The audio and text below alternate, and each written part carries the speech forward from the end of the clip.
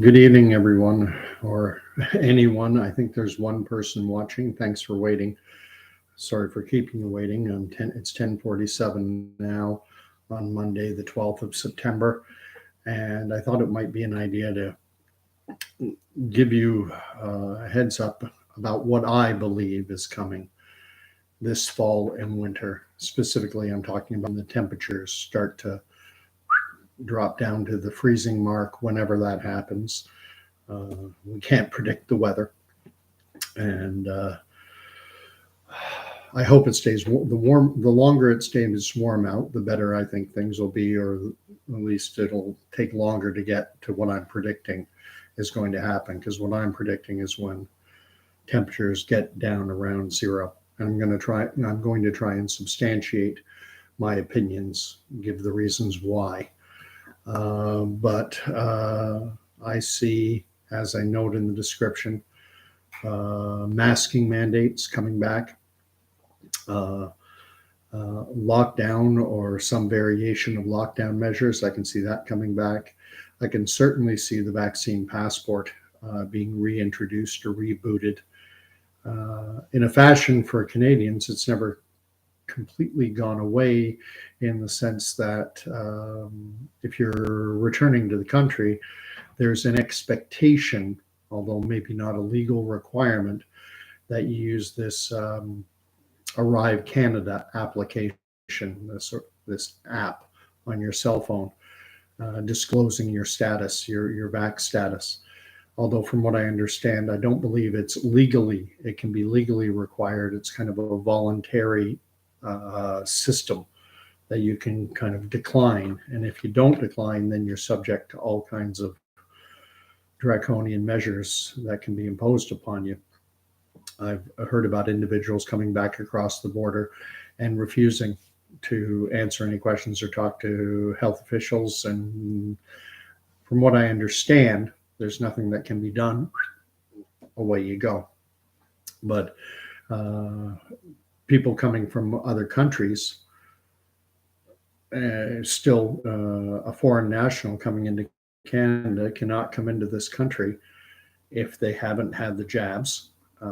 It's come up during sports teams. The Kansas City Royals have a number of players who refused the jab, and so they were not allowed to travel to Toronto to play the Blue Jays. And so what I see happening is I see a return to these measures. And the reason is because flu season, infectious season, if you will. I think there's a tendency right now, people think, well, the numbers are good, nothing, they're not reporting anything. We've won the battle. And I equate it to walking around with an umbrella when it's sunny out and thinking, well, everything's hunky-dory and I've got an umbrella that's going to protect me. But the umbrella is full of leaks. And so when the rain does start falling, we're going to get drenched. When we enter infectious season, things are going to blow up. And when they do, I expect to see a return to, broadly speaking, emergency measures and mandates. So let's say they do reintroduce the mask mandate, requiring it to be worn in public spaces. Remember that when they were in place before, there were exceptions or exemptions, if you will, from having to wear one. If you have COPD or any asthma or any number of medical reasons, you can be exempted. Children below a certain age, it's required that the mask must be able to be put on and taken off autonomously. You can't be doing it for another person. Obviously, cross-contamination. You don't want another individual touching someone else's mask. That's disgusting. But the thing was, the hysteria got to such a level with some individuals that they didn't care. They would hyperventilate. So what I'm going to suggest is that the more people there are willing to stand up and push back and not comply and take hold of an exemption, then going to make things easier for everyone. But I do think we need a critical mass, and I do think it has to be over 50% because the mask wearing Mensa dropouts are loud, and there's no reasoning. Their mask is like a security blanket for a 2-year-old. Good luck trying to take a security blanket away from a 2-year-old. And that's what it's like if they see you without a mask. You're taking away their security blanket. They think that having everyone wearing a face diaper is what is safety. And I've done enough videos on it to talk. Just the fact you just watch the behavior of a typical person who wears a mask. That's a chin strap. They constantly touch the outside, and then they touch. You see it in the grocery store. Someone will be sitting there touching the outside of their mask, and then they'll go and they'll squeeze half a dozen loaves of bread before they put one into their basket. Cross-contamination, heaven. But they're convinced they're being safe wearing this stupid thing. And that's another aspect to it. You can't be quiet about this.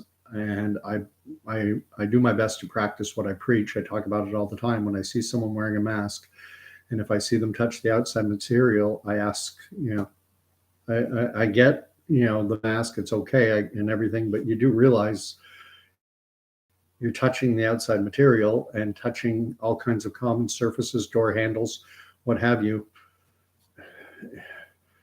The mask, the outside of the mask is potentially contaminated with all manner of germs, bacteria, viruses, pathogens, and you're just spreading them around. Why not just take it off? And but in fairness, I don't think I've gained any converts because rational thinking doesn't equate to irrational behavior. Again, it's like taking a security blanket away from a 2-year-old. And am I hopeful that we'd be able to push back against mask mandates? Not very, to be honest. I think the COVID Karen and Carls rule the day. I think I played the audio portion of a doctor from, I believe she's from Ottawa. Her name is Dr. Nili Kaplan-Myrth. And she was on TV Ontario's The Agenda with Steve Paikin. And she was just, masks are a proven, safe, effective measure, and everyone should be wearing N95s. And she was just going on. And the level of mania, the manic tenor of her voice was just, in a fashion, I feel sorry for this woman, because she's jumped the shark. And I myself am not one who's big on confrontation or conflict. I prefer to avoid them. And so I brought it. I haven't shown it for a while. This is my old mask for when they were required. I don't know what you call this. It's I consider it passive aggressive compliance. It's okay, I'll comply. And as you can see, it's a flimsy piece of bendable plastic. And then this white part, it has a little kind of a chin rest, if you will. And so it sits off your mouth and off your nose. And it meets the requirements of all the masking legislation because it covers the mouth and nose.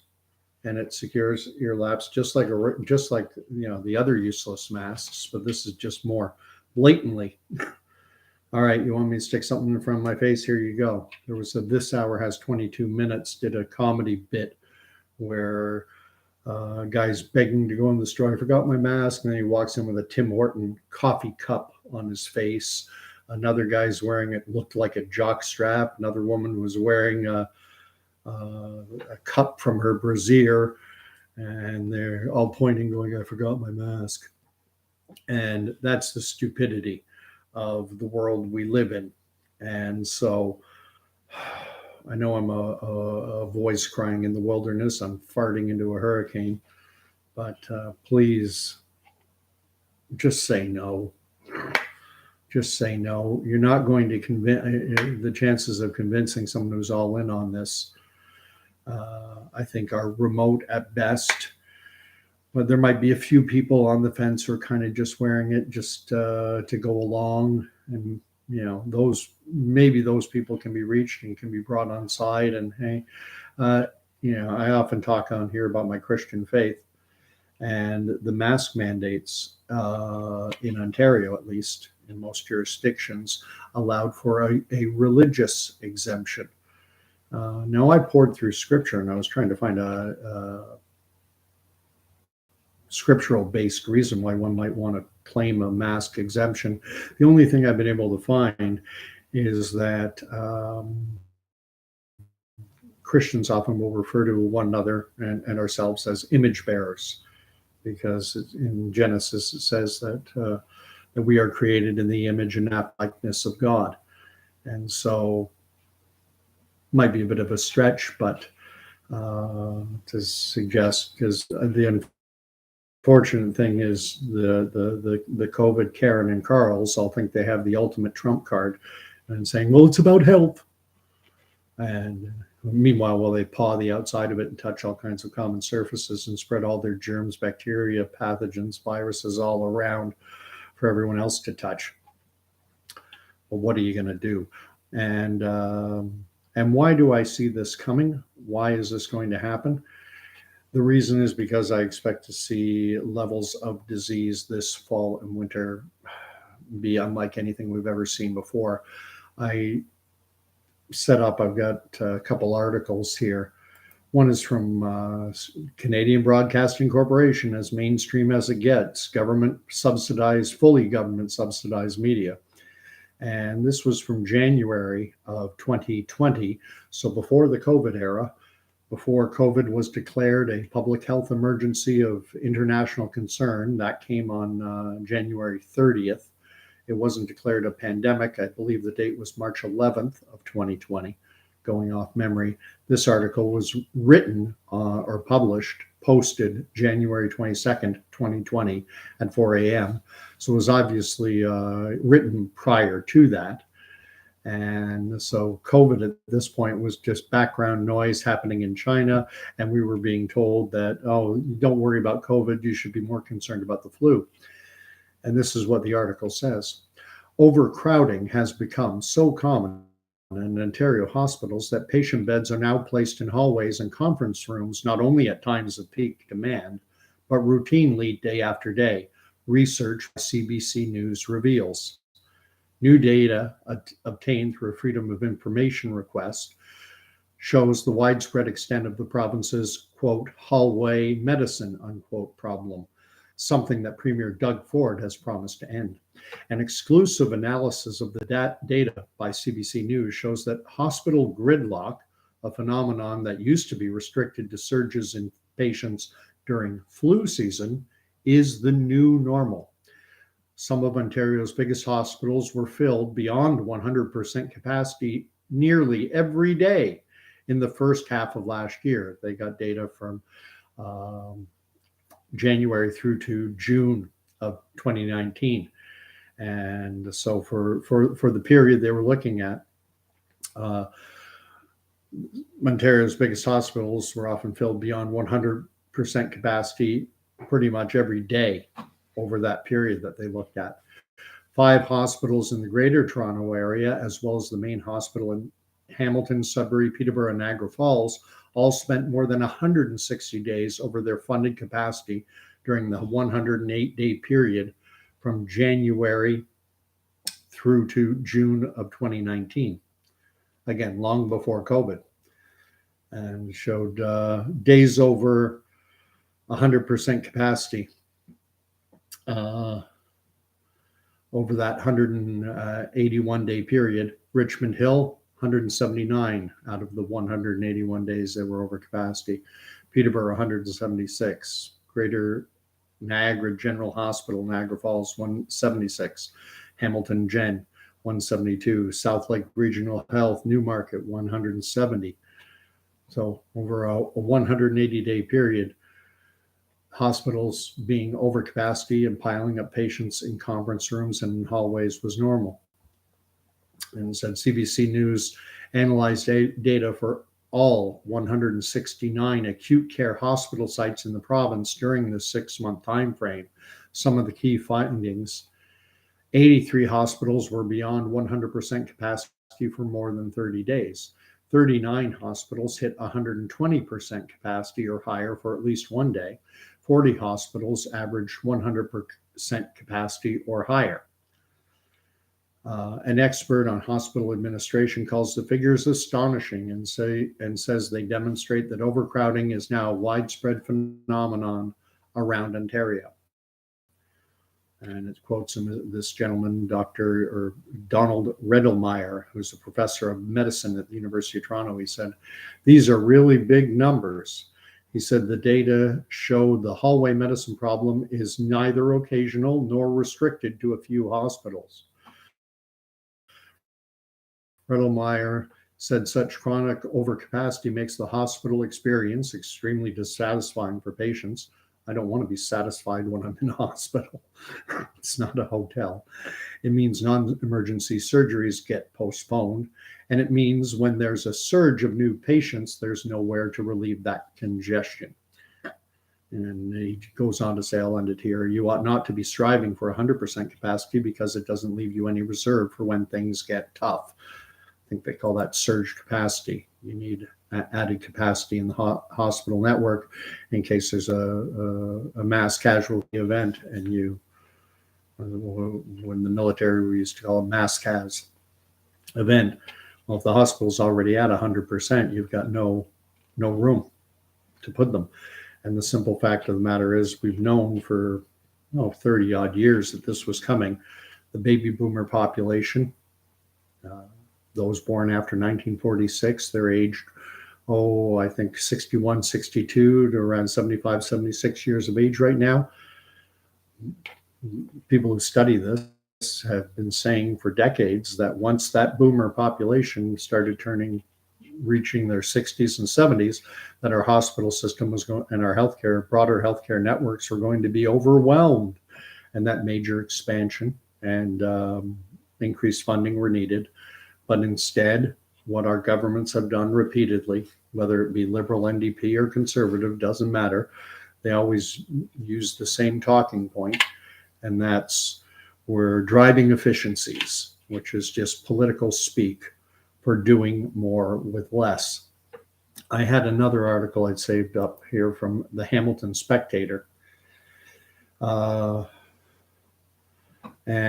this one was written, I'm just going to share one little snippet from it. This was written October 23rd of 2019. And it was Hamilton's hospitals overflowing heading into flu season. And in here, there's a quote from the chief operating officer for Hamilton Health Sciences. And this gentleman was saying, Dr. Wes Stephen was saying, that is always a concern that we get beyond our physical staffing capacity, said Stephen. That is the ultimate worry coming into the infectious season. And I think those words, infectious season, important, because that's what we're heading into, infectious season. And again, it's the analogy of right now, we've got our umbrella up and we think things are okay because it's not raining. And we're not getting wet, but it's not raining yet. I think the numbers and everything seem to be pretty good right now, and everything seems hunky-dory right now. But then what happens when the weather turns cold? And I shared earlier, based on reading I've done, why do we have this infectious season? Everyone just accepts that in the fall and winter months, from roughly in Ontario, for example, roughly from sometime early to mid-October until sometime in March, April, over that 6-month window, that levels of infectious disease, primarily influenzas, spike up. But why? Why is it worse in the winter and better in the summer months, spring and summer months? And I did some reading, and there are a number of reasons postulated as to why it happens. Number one, and they're not in order, I'm just saying, one reason is reduced sunlight. people living in the northern hemisphere, like Ontario, get less sunlight, which means less vitamin D, and vitamin D is essential for maintaining a healthy, robust immune system. A frequent something that was frequently cited during the COVID, what I'll call the COVID era, is the fact that when they looked at people suffering, getting seriously ill, that they were disproportionately vitamin D deficient. And there was a strong correlation, but correlation doesn't prove causation. Just because A follows B, or rather, just because B is followed by A, it doesn't mean that A caused B to happen. So that's one reason. Another reason given is humidity in the air. The air in the winter months is drier. And it's funny, we tend to think things are cold and damp, but they're actually the humidity levels in the air are significantly less. There's far less moisture in the air.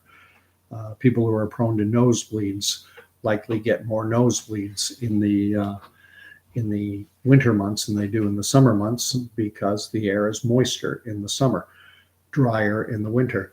And what dry air does is it allows aerosols, which, we've all gone through this. I think everyone in Canada pretty much deserves at least 3 to 6 months credit towards a degree in epidemiology or infectious disease, with all the reading that's been done over the last 2+ years.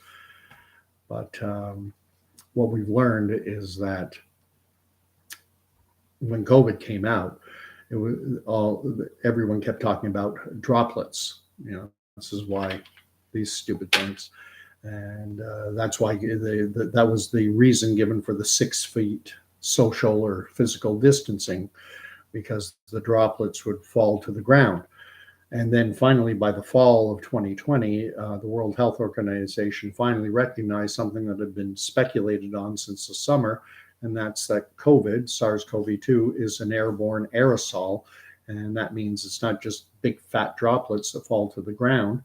It's also microscopic aerosols, less than a micron in size, that can hang in the air for hours.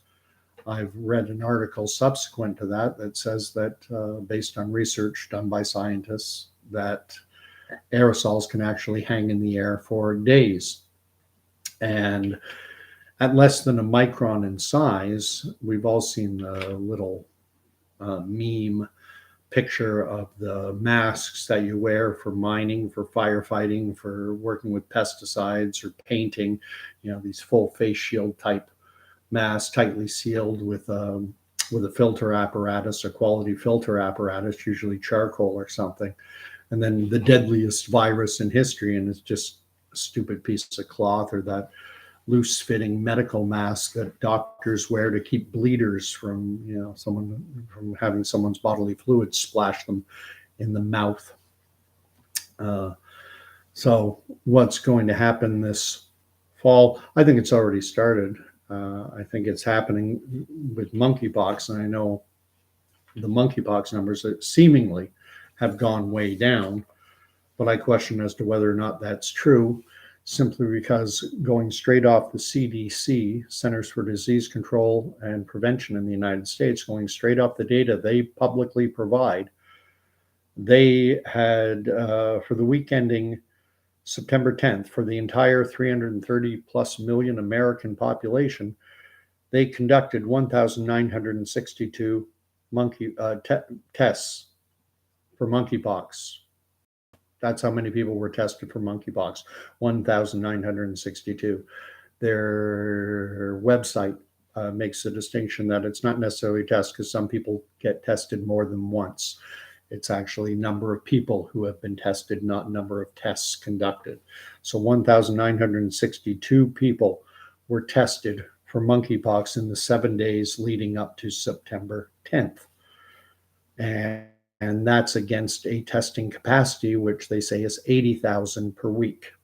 So they can do 80,000, or that's the capacity in the system, and they only did 1,962.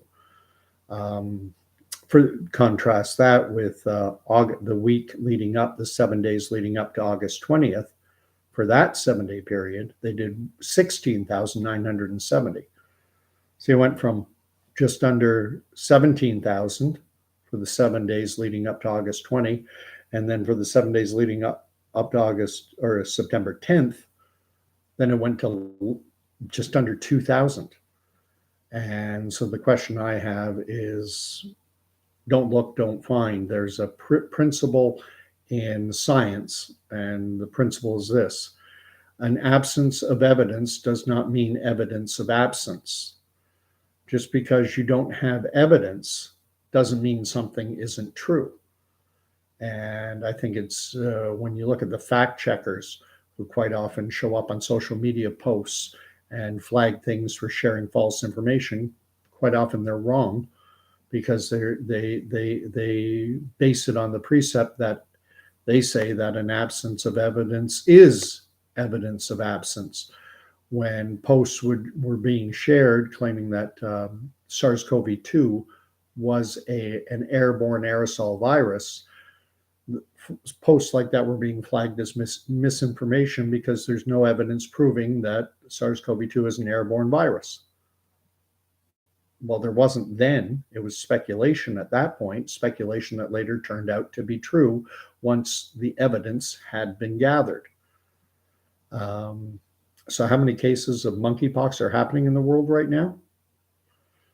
What they're identifying in the United States, going off their numbers, they're for that week ending September 10th, the positivity rate was 22%, which blows away anything that ever happened during the COVID era when they had drive-in testing centers, and any kid who came to school with the sniffles was given a nasal colonoscopy. So there's an article in insider.com, firsthand account of a gentleman, openly gay, who got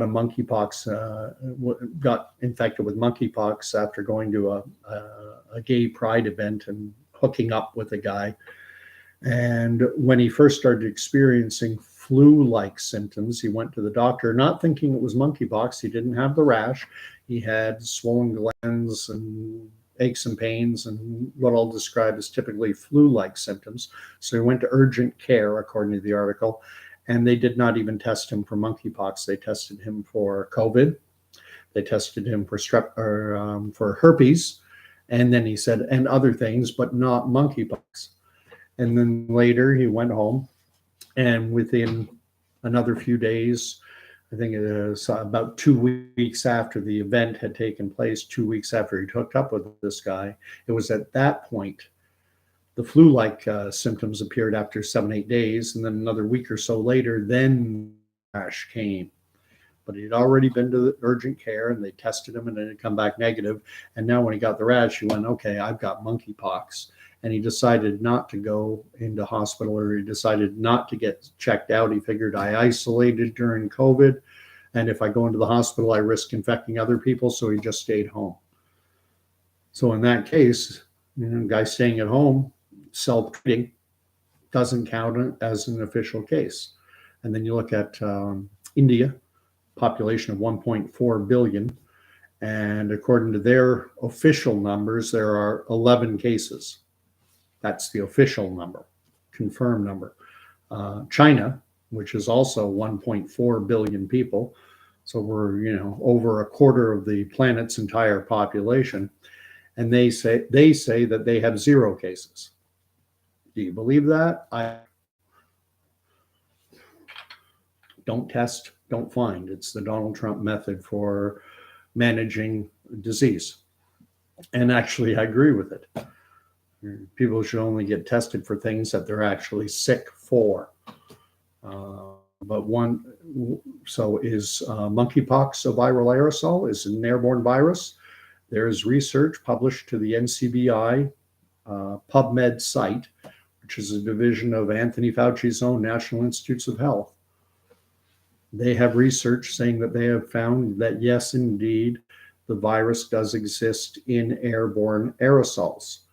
However, right now, in the warmer, still summer-like temperatures, when the humidity in the air is much lower, or humidity rather is much higher. The air is far more humid, far more moist. Those aerosols tend not to linger in the air as much. When we get into the dry winter months, if there are individuals going around with a monkeypox infection and multiple people, you'll be swimming in those aerosols at places like, the shopping mall, grocery store, large indoor congregate settings, a hockey arena, auditorium, whatever the case. And at that point, are we going to see more identified cases? And I think we will. And this is why I think we're going to see a return to masks. I think it's why we're going to see a return to some form of lockdown style measure. And I imagine, I don't know if they'll try and keep the schools open or not. I think they will. I think there's a public backlash. The biggest thing our elected officials want is they want public buy-in to whatever the measures they bring in. This is a sales job. It's been a sales job from day one, trying to sell us on the necessity of these measures, and most people did buy into it, and they were 100% behind the measures. And the only thing is, each subsequent winter has gotten worse than the previous one. Kind of divide the COVID era up. March, it started in March 2020, and to March of 2021, just speaking specifically to my home province of Ontario, Canada, during that entire 12-month period, basically pretty much no one was jabbed.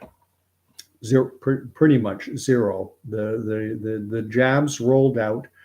They got authorization, interim authorization in Canada, emergency use authorization in the United States.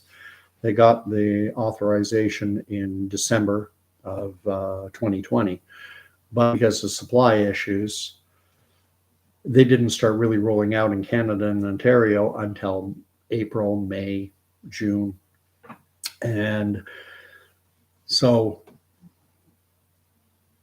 if you take a look at the hospitalization number, take a look at the hospitalization graph for Ontario, and you'll notice that during that first year, we never had a major crisis on our hands ever.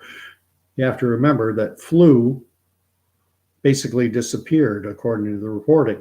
I mean, no one got tested for flu. Everyone got tested for COVID. So anyone who got sick, it was COVID.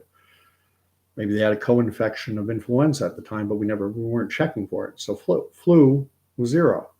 And our hospital system always gets slammed, as evidenced by those articles I shared, and there are tons more.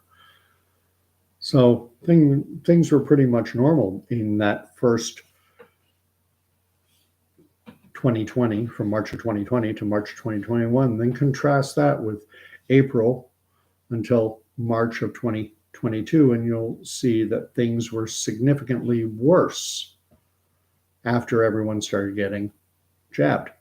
The hospitalization numbers jumped significantly.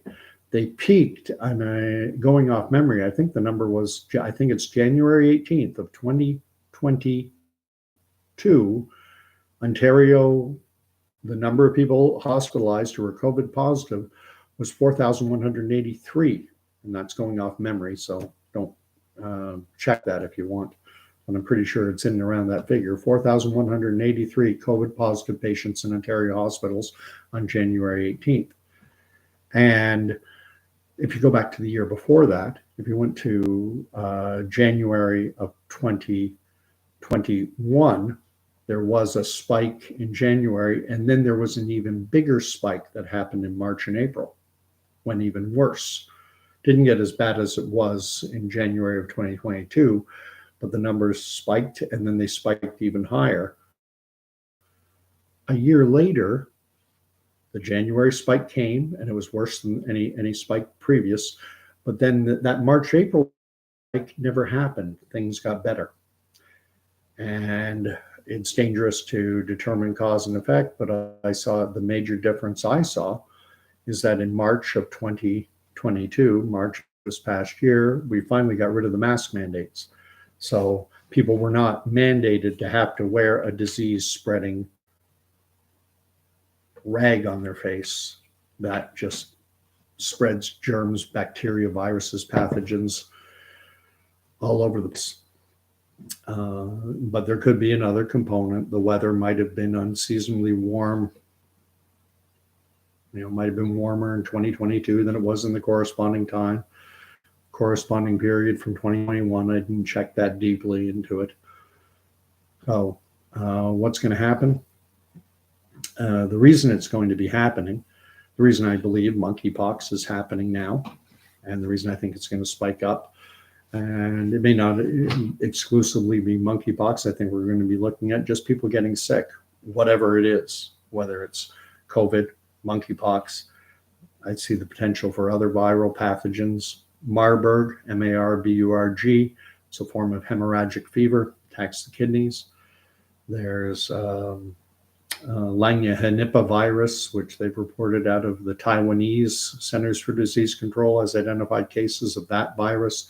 They say that it jumped from shrews, which are a tiny rodent mole-like creature, and it jumped from shrews onto human beings. I think back in August they'd identified 35 cases, but I haven't read anything on it since. Goodness knows what else. The state of New York has declared a disaster emergency over the discovery of polio in wastewater in 3 jurisdictions. And this time, I think things, for the longest time in Canada and Ontario, I remember reading Theresa Tam in a Washington Post article being quoted as saying that 80% of Canada's deaths were in long-term care residents. And long-term care residents are incredibly weak, fragile. We're talking about people who are at the end of natural life expectancy. I've shared before, if you go to the Ontario Long-Term Care Association's own website, they give a snapshot of their patient population for the year 2019. And the patient population, 76% suffer from cardiovascular and circulatory diseases. Something like 50-60% are taking 10 or more prescription medications. Something like 96% need extensive help with the activities of daily living, and the ADLs, which are dressing, feeding, bathing, toileting. Sadly, people in long-term care, nursing home, hospice type settings are incredibly unwell, are incredibly, they're at the end of their lives. No one moves out of long-term care. That's your last move. Once you move into long-term care, I don't mean to be crass, but the next move is to the morgue. And that's just reality. And that was 80% of our deaths, according to Theresa Tam, for the longest time. It was just, and when any virus gets into a long-term care type setting, and it doesn't matter if it's an RSV, a respiratory syncytial virus, or an influenza, or a strep, or a gastrointestinal, whatever gets into a long-term care, it tears through because the population is so weak. And I've said from the beginning that this response was, for the stated reasons, was insanely stupid. But if you look on it as having an ulterior motive, well, then it all starts to make perfect sense. And everything around the measures, the mandates, the masks, the lockdowns, everything was geared toward getting people to roll up their sleeves and get poked once, twice. Now we're up to, I think, 4. In Quebec, they're up to 5. We've got Trudeau now openly signaling that we have to get 80-90% of Canadians up to date on their boosters, when so many Canadians, roughly half of those who have had 2 shots have stopped. Basically 50% of the people who got the first 2 have said, I'm done, I'm out, and please stick to your guns on that. Because I'll tell you something about these mRNA shots. You'll remember this. You should. When they first rolled out, they talked about how the storage of mRNA, that it had to be stored at temperatures, insanely cold temperatures, like minus 40, I think even minus 70 degrees Fahrenheit for the Pfizer and Moderna. And but the important question is, why does it require such incredibly frigid storage temperatures? And I did read up on this. And the reason is because mRNA, and you can check into this and fact check it, mRNA is incredibly unstable. It breaks down very easily, and hence the reason why it had to be stored at those incredibly cold temperatures. And there was a girl I read in the Jerusalem Post, which was quoting an infectious disease expert from a hospital, and then another a professor of medicine of some description. And they were saying how easily mRNA breaks down and becomes basically inert, meaning inactive, it can't do anything. And so whether it's minus 30, minus 40, I forget which was which. One was, I recall it as being one requiring minus 70 and one requiring like minus 40. But even minus 30 or minus 20 Fahrenheit is insane. Most commercial storage units, cold storage units, can't maintain those type of frigid temperatures. And so I have an open question as to whether, you see these, I saw it just in my hometown within the last few days, this bus where they were giving out the jabs. And if it's not properly stored, if it's not properly handled, if they have a storage unit in that bus that can maintain temperatures, keep the juice, my euphemism, that can keep the juice at minus whatever, insanely cold, but then they take it out, and if it's sitting out in the sun, if it's sitting outside, because they do these outside in a parking lot with just folding chairs. So if it's sitting on a little table in those little plastic little trays and the sun's beating down on it, is there a potential that mRNA component, that it's become inert, inactive, ineffective? Because as I understand it, mRNA, it's a nanolipid particle. Nano just means incredibly tiny, invisible to the naked eye. And it's wrapped up in a nanolipid particle. I've heard it described as a FedEx box, if you will, a microscopic FedEx box that goes into your deltoid. And then it gives your body instructions on what proteins to recruit. So we need these proteins, and then instructions on how to connect them together. And I tend to think of it as Lego, which pieces go where. And that enables your body to construct the components or to construct the toxic spike protein on the surface of the SARS-CoV-2 virus, because all the jabs are narrowly focused on that toxic spike protein. And if you accept the narrative that's put forward, the reason for that is because it's this toxic spike protein that allows it to attach, the virus to attach to ourselves and infect us and get us horribly ill. So if we can build a defense just for that toxic spike protein, that's the theory about, or at least the accepted narrative of how these jabs are supposed to work. But if those instructions, if that FedEx delivery box, if it breaks down and the instructions get lost, well then, and I consider it extremely possible, I won't say likely, but I consider it extremely possible that there are a number of people who got their 1 or 2 shots, or 3 even, and if they were doing it in a roll-up clinic at a bus, that it's possible that there's a significant number of people out there in the population who haven't had the full effect. Now, it's not just the nanolipid particle. There are other elements put into the juice that are called adjuvants that are supposed to help the delivery, and I don't understand it well enough. So it's not just this nanolipid particle. There are other elements as well, and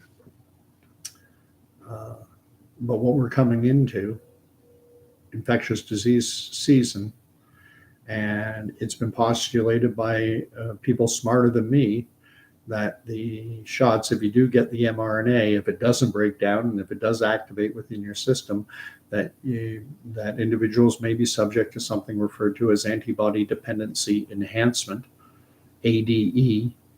And I would invite you to listen to Dr. Geert Vanden Bossche, former head of vaccine development with GSK, which is GlaxoSmithKline, which is one of the world's major pharmaceutical companies. Also senior roles in vaccine development with Novartis, another global pharmaceutical giant. I worked for the Bill and Melinda Gates Foundation and their vaccine development program, and for Gavi, which I can't remember exactly what the acronym stands for, but it's Global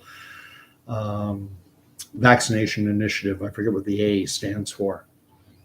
So hardly an anti-vax guy. Another one would be Dr. Michael Yeadon. I would invite you to listen to him as well. Yeadon, former vice president and one of Pfizer's chief science officers. He's done amazing videos talking, from someone who's got all the requisite bona fides to talk to this. And he does it in a manner that even a lay person like myself can understand. And I would strongly urge to, and some of his videos are thankfully still up on Facebook. So the biggest thing is resist. If you have a business, don't let them shut you down again. But it can't just be one or two like it was last time. I mean, there was a restaurant out in Kingston area that refused to go along with the vaccine passport. They came in, they shut them down. There was a restaurant up in Peterborough, likewise, same thing happened. There was a restaurant in Belleville that I've met the owner. Well, I've met the owners of all three of those businesses, but the one in Belleville, she ultimately opted just to close her dining room and do takeout only. She refused, and I respect those who acted in similar fashion, but there were far too few of them. We need far greater levels. Non-compliance is what, and civil disobedience went a long way to stopping the Vietnam War in the United States. Remember, that war did not stop until 1975. And it took massive protests. Look at what happened at Ohio State. And there are costs. There are costs involved. And sadly, I think we've devolved into a society where we expect something for nothing, where we aren't willing to sacrifice anything. And so, I mean, people will not sacrifice being able to go out to a restaurant or go onto a plane, or, and I put it down. I do use somewhat biblical terms. The Bible talks about sacrifice. And you can take sacrifice in the literal meaning as it's presented in the Bible, of sacrificing a bull or a goat or a calf or a lamb or a dove or whatever is being sacrificed. But sacrifice has another meaning. And people idolize their jobs. And it would mean I get it. I mean, to stand up on your principles, and principles don't pay the bills, and we idolize our lifestyle and our homes, and we idolize so much. And so it's that old Machiavellian, the end justifies the means. That's one side. The other one is everyone has their price. And Justin Trudeau and other political leaders around the world found the price for 80 to 90% of the population. For some, it was simply a matter of, well, I can't play hockey. I can't get on a plane. I can't go to a bar and have a beer. Well, all right, what are you going to do? And now we're coming into the fall and winter, when hospitals normally would be inundated and overflowing with patients in hallways and conference room, normal before COVID. Now the hospital system is under even more strain simply because of funding and because of staffing levels. They don't have the doctors, they don't have the nurses, they don't have the healthcare workers. So there's even less capacity in the system now, and we're heading for, to quote that Hamilton Spectator article, we're heading to infectious disease season. And again, I touched on some of the reasons why infectious diseases spike during the colder months. I talked about the lack of vitamin D from sunlight. I talked about viral aerosols, any viral aerosol, COVID or otherwise, lingering in the air longer. Then the research has also showed that the mucus and basically your defense systems within your upper respiratory tract and your nasal system, all that gunk and mucus and stuff that dries out. Well, when it dries out, then it's less effective at allowing pathogens to get in and infect you. It's a defense system that's down. And the final point is that during cold weather, our blood vessels contract. There's less blood flow, which means a reduction in the delivery of disease-fighting white blood cells. So I think whenever the temperature starts getting down near around zero, when we start seeing overnight lows of the temperature and it's getting to near that 0 degrees centigrade mark, 32 degrees Fahrenheit, that's when I expect, and I don't think it's going to be like COVID where it's just going to slam long-term cares overwhelmingly. I think it's going to be broad-based, and especially among those who have rolled up their sleeves. Although I pray that a lot of people, that maybe this mRNA, because it wasn't stored or handled properly, it was left out of the storage unit for too long, that this nanolipid particle with the toxic spike building instructions, maybe it was rendered inert. Maybe it dissolved. I'm hoping, I'm praying, and but don't. If that's the case, they're going to do everything they can to get you. They're going to do what they did before to get us. Everyone thought, oh, well, I'm getting it so that we can get back to normal. Don't do it again. All right. God bless. And thanks for watching. Subscribe if you want, and then you'll know when I'm doing my next.